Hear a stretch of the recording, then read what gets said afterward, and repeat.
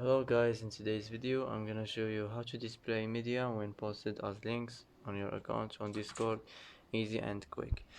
First click on your profile and now here we'll find text and media. Click on it.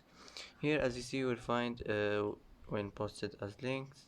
Just click on it like this and it will be turned on. That's it. That's how to display media when posted as links on your account on Discord, easy and quick. And that's it for today.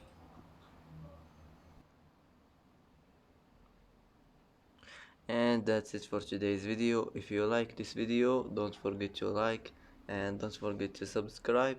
I hope this video is helpful for you, and thanks for watching till the end, and see you in the next video.